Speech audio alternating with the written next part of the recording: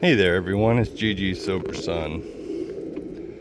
December 2nd, AA Thought for the Day from the 24-Hour Day book reading. The thoughts that come before having a slip seem to be partly subconscious, and yet it is likely that at least part of these thoughts get into our consciousness. An idle thought connected with drinking casually pops into our mind. That is the crucial moment. Will I harbor that thought even for 1 minute, or will I banish it from my mind at once? If I let it stay, it may develop into a daydream. I may begin to see a cool glass of beer or a Manhattan cocktail in my mind's eye. If I allow the daydream to stay in my mind, it may lead to a decision, however unconscious, to take a drink. Then I am headed for a slip. Do I let myself daydream? Yeah, and I guess that's what it boils down to, daydreaming about it, trying to act as though, kind of getting some vicarious pleasure from sort of romancing the drink in a way, which is obviously dangerous. And I think that comes from a lot of times, well, for me, it's when these thoughts crop up, that 10-step process from the big book. When these thoughts crop up, we must constantly be mindful of when we are selfishness, dishonesty, resentment, or fear. When these crop up, we ask God at once to remove them. If we're mindful of if we're mindful of our thoughts and start to think about what we're thinking about effectively, right? Because I had somebody challenge me in my church men's group about using the word mindful, because I guess it comes with a lot of baggage, right? One way or another. And basically I just broke it down to start thinking about what you're thinking about.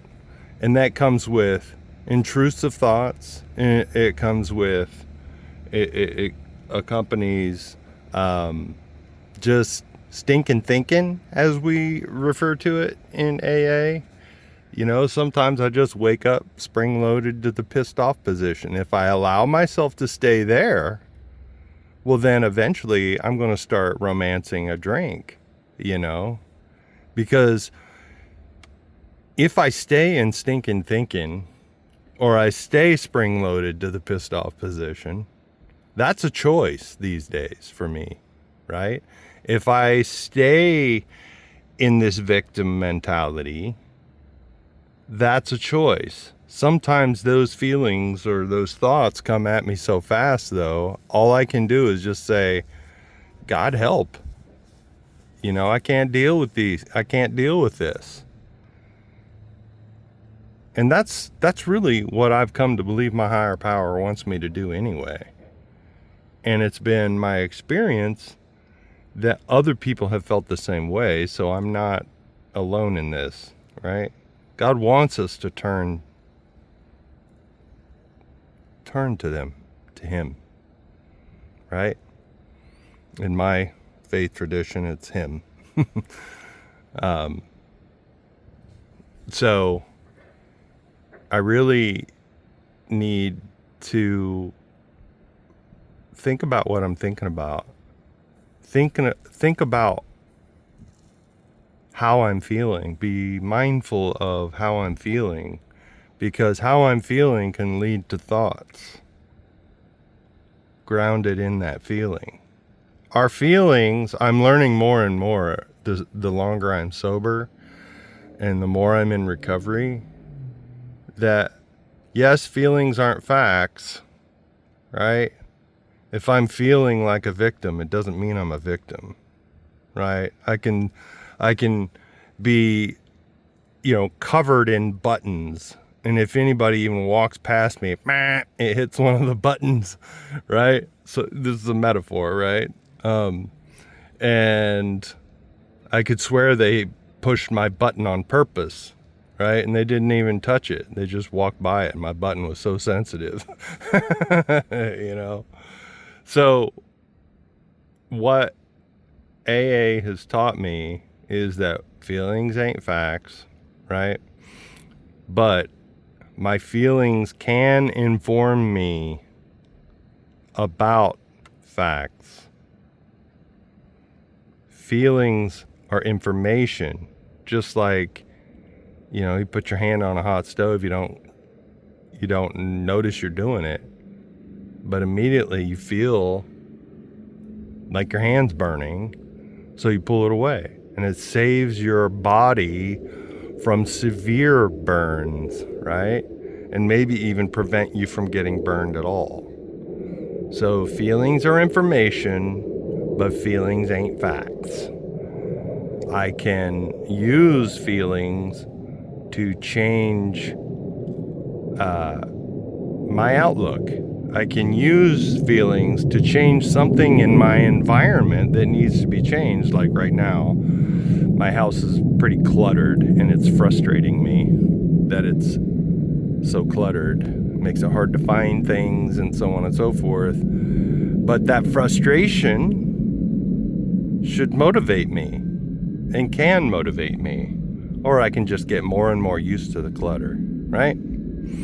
So these are all talking about just normal everyday thoughts. But if I'm drilling down to that level, it's less likely that I'm going to entertain the notion of a drink. That the thought of a drink's even going to enter my head, and if it does, I easily shoot it down. I shoot it down by handing it over to my higher power and be like, oh, yeah, that's a bunch of baloney, right? But there's other thoughts, other states of mind that lead to that drink. Now, in early sobriety, for sure, it's going to be all about capturing that thought. And in my faith tradition, it's taking every thought captive to Christ. Basically saying, taking it to my higher power. Meditation for the day. Many of us have a sort of vision of the kind of person God wants us to be. We must be true to that vision, whatever it is. And we must try to live up to it by living the way we believe we should live. We can all believe that God has a vision of what He wants us to be like. In all people, there is a good person whom God sees in us, the person we could be and that God would like us to be. But many a person fails to fulfill that promise, and God's disappointments must be many. Ugh! I do not like that passage, man. I do not like that reading. Yes, okay. Aim up, right? I love the simplicity of the sayings in AA that, do the next right thing. Keep coming back, do the next right thing, right? And a lot of times we need to call somebody, right? In order to know what the next right thing is. And that's okay. That's okay. That gets us out of us thinking we know all the right things to do and say. Right? Because if we continue along those lines, we're going to eventually pick up a drink. But when it says that many a person fails to fulfill that promise and God's disappointments must be many, it's like my higher power, I don't know about yours, but my higher power is for me, right? And every half step I take toward my higher power, He runs to me, right? Just like the little kid who comes running across the, to meet their parent at the door, and they start running, and the parent meets them halfway across the room or 2 steps into it and sweeps them up in their arms. That's the higher power that I've been introduced to. Not just a higher power that begrudgingly forgives us for our mistakes because, well, I sent my son to die for you, so I guess I got to. Jesus died for you, so I guess I got to forgive you. My higher power is eager to forgive. Even anticipated that I would screw up, and took care of that before I was born. Before the foundations of the earth, really. My higher power is not to get too philosophical, right? But my higher power created time. And so before I was born, he took care of it. Before the foundations of the earth, he took care of it. He didn't want to create robots that had no other choice but to do what they were programmed to do. We were programmed with a free will in hopes that we would use our free will to seek his will. That's what the big book taught me. The big book taught me that it's the proper use of my will is to seek his will. And that's a pretty awesome responsibility, I guess you could say. And a life with no responsibility is not a full life, by the way. So there's a small responsibility right there. But I do believe that, the big book says we are sure that God wants us to be happy, joyous, and free, right? Doesn't mean that everything's always going to go our way. And there's levels of freedom, right? We want to, first and foremost, we want to be free of alcohol. Not just gritting our teeth and clenching our fists to not drink today or this minute or this hour. That's sometimes how it is initially until we get more of an understanding of our higher power, right? It says the spiritual life is not a theory. We have to live it. And this is how we do it, one day at a time, aiming up, right? Aiming up 1%. But over that 1%, it's just like an aircraft. If it's off its trajectory or its destination, flight path, 1 degree, they're going to miss it. They're going to miss their destination by hundreds of miles, if not thousands of miles. So I say it every time, Look up, aim up, rise up. But here we go. Prayer for the day. I pray that I may strive to be the kind of person that God would have me be. I pray that I may try to fulfill God's vision of what I could be. And again, try, focus, aim at. I pray that I may aim at fulfilling God's vision of what I could be. That's all we're expected to, right? But when it comes back to, kind of like we have to grind, and that's what that previous meditation for the day seemed to conjure up in me, right? It might not have in you, but that's what it seemed to conjure up in me. Like we have to grind for God or God's going to be disappointed. And that's how that paragraph kind of ended. And I don't believe that at all. I believe that God's aware of our shortcomings. He provided a way of escape from alcoholism, escape from any addiction, and escape from any frame of mind that will keep us from what it says in the Upon Awakening, that God put our thoughts on a higher plane, the plane of inspiration. And that's what we can have. That's true freedom, right? When all of your worries are taken care of, all of your worries and concerns, you can escape from that. Some people are just like that's another addiction is worry. It can be an addiction, right?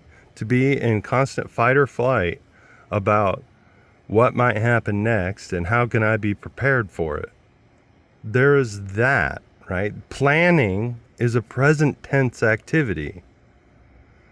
But worrying is just like shifting your car into neutral and revving the engine.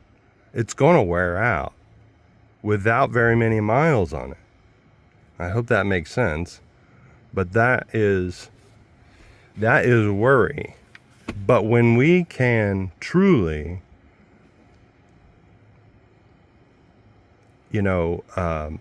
be rid of all the worry and anxiety and things like that, which is a hallmark of PTSD, constant vigilance.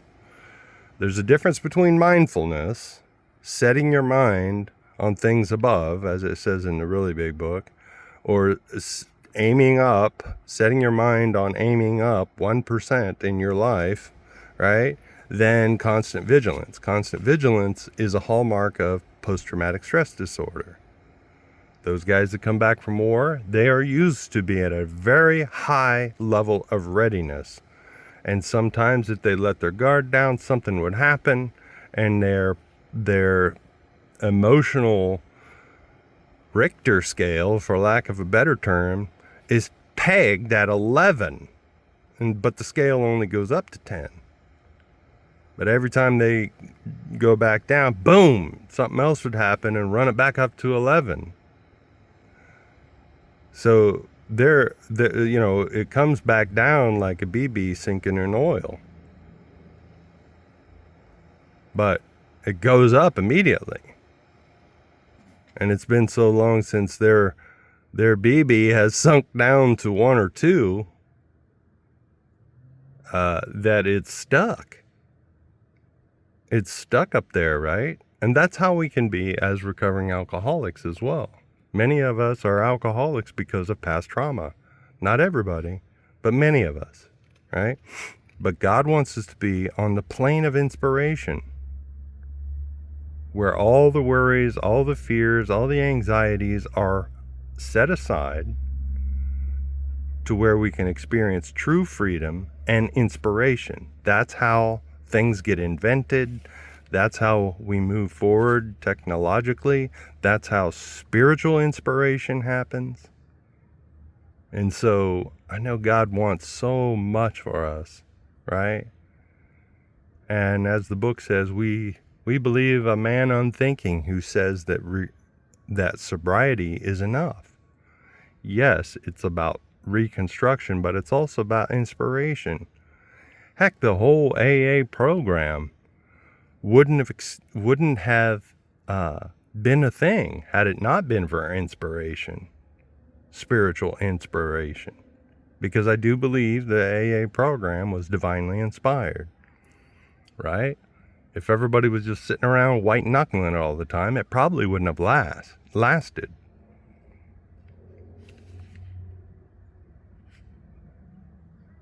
So, thanks for letting me share, y'all. I know that was a long one, but keep coming back.